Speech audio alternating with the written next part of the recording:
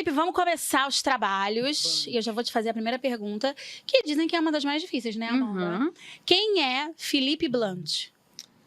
Vamos lá. É uma pergunta difícil. Felipe Blunt é hoje um adulto que veio de comunidade e tá conseguindo se manter só com arte, né? Uhum. Eu comecei a desenhar muito novo, sempre quis fazer algum curso de desenho, alguma coisa ligada a desenho, Uhum. mas por conta de morar em comunidade nunca dava, não sobrava dinheiro, a gente comia, eu fazia Sim. desenho, né? Uhum. Então, fiz tudo ali dentro do que eu tinha, do que eu pude, né? Do que minha mãe e do meu pai me ofereciam. E comecei a desenhar novo e depois comecei a andar de skate, Aham. que o skate me inseriu no meio do grafite, né? A cultura de rua, comecei a ir nos campeonatos de skate e vi que tinha muita coisa ligada com o mundo do hip hop. Aí tinha grafite, tinha os DJs, tinha o b-boy, tinha o MC, que a galera chama dos 4 elementos. E aí eu comecei a me interessar pelo grafite por conta dos desenhos serem retorcidos, né? Antigamente faziam muito desenho, cabeça grande, tênis grande, corpinho pequeno. Aham. E eu sempre tive muita memória fotográfica boa. Então eu via na rua e reproduzia em casa, tentava reproduzir em casa. E aí, depois do skate, eu comecei a me inserir, guardava dinheiro para comprar uma lata ou outra. A casa do meu pai lá toda rabiscada, que eu comecei pintando lá. Uhum. E aí eu conheci uns outros grafiteiros que faziam escola de belas artes na EBA. E eu já estava já com 19, 18, 19 para 20. Uhum. E eu achava para mim na minha cabeça que grafite era pichação.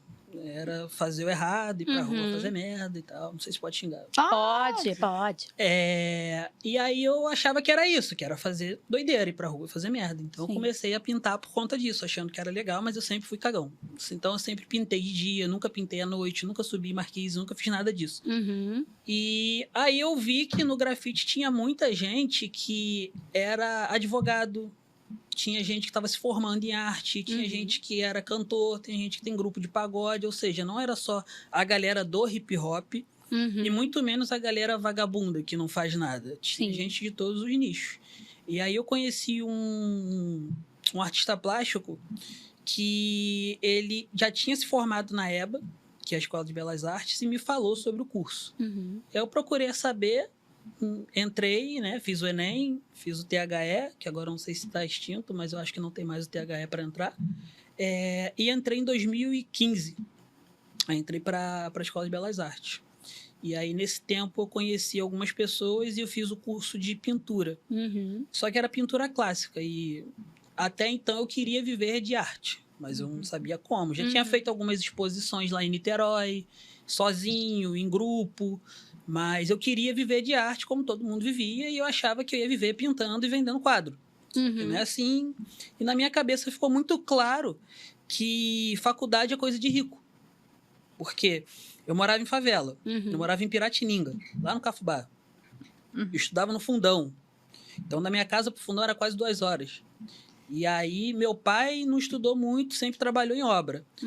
E ele me ajudava com o dinheiro da passagem para ir. Só que meu pai já estava ficando velho, trabalhava em obra, e eu fiquei pensando, pô, vale a pena eu estar estudando para de repente dar certo? Ou eu começo a trabalhar agora para ajudar meu pai, que também já não está muito legal, de dor nas costas, pernas e tudo mais. E aí um colega me presenteou com uma máquina de tatuagem da faculdade. Ele falou, pô, cara, seu trabalho é muito linear, não é muito pintura. E eu vejo que você não gosta muito de pintura.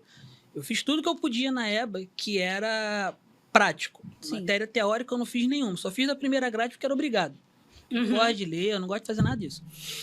E aí eu fiz essas matérias e fiz uma matéria de gravura, que é mais linear, talhando e tal. E aí eu peguei essa máquina com ele e comecei a testar em pele de porco, EVA. Fui me virando como dava.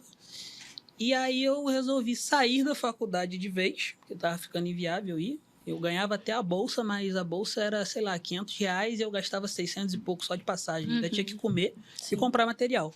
E o material para arte não é barato. Pois é. Também fez É arte? caríssimo. Não, mas eu já sei, assim, de muita gente falar e tal. E J. Paul veio aqui também, né? Vou Igual a deixar o faculdade card de aqui. moda. J. Paul. Lá outra eu fiz coisa aula com uma galera de moda, de arquitetura. Eu já vi uns vídeos, nossa, é tudo muito caro. Eles uma régua, não é uma régua qualquer, então é muito mais caro, assim. E tem umas coisas que eu achava muito desnecessário, tipo, a gente tá na faculdade aprendendo como estudante. Para que vai pedir, sei lá, uma tela de sei lá o quê, com não sei o quê, que é 300 conto? Porque se você Faz vai nem fazer um sentido, negócio né?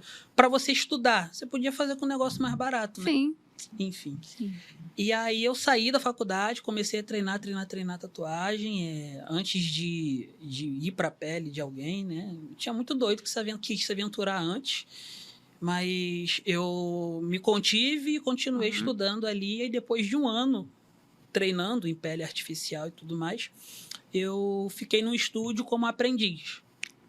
Aí, nesse tempo, eu fiquei como aprendiz só olhando e pegando coisa básica para fazer, letrinha, nomezinho, coisinha assim. E aí, depois, eu fui para um outro estúdio maior, que aí eu comecei a ter cliente, comecei a ter uma troca maior com outros artistas, que eu também acho importante. E, às vezes, nem ir tatuar, né? Só ir lá no estúdio do cara e ficar trocando ideia, vendo ele tatuando, vendo... Uma coisa você vai aprender, até, de repente, o que não fazer. Sim. O jeito que se trata e tudo mais.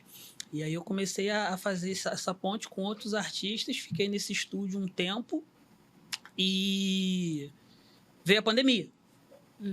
Aí veio a pandemia, eu já estava bem, né, financeiramente, já estava morando não mais onde eu morava lá em Caraí já. E aí veio a pandemia e fechou os estúdios.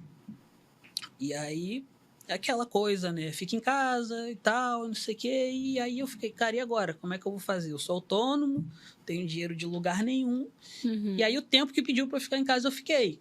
Sem trabalhar, sem nada, mas não entrava, só saía. Sim. E aí eu vi que muita gente estava trabalhando, fazendo um home studio. E aí onde eu morava antes tinha 2 quartos. E aí eu montei um home studio na minha casa. E aí quem entrava em contato, eu avisava. Olha, eu mandava uma mensagem, tirava uma foto do lugar, mandava, ó, por conta da pandemia, eu tô atendendo com um horário privado, num lugar privado. E eu dava aquela sapatilhazinha descartável para a pessoa entrar na minha casa e tudo mais. E nessa eu fiquei 2 anos, né? Por conta da pandemia, 2 anos atendendo assim. Até que eu conheci um cliente que tatuou comigo lá. E a mãe dele tinha uma sala atrás da rua onde eu morava. Eu acabei alugando a sala dele depois e tô lá até hoje. Ó. Caramba!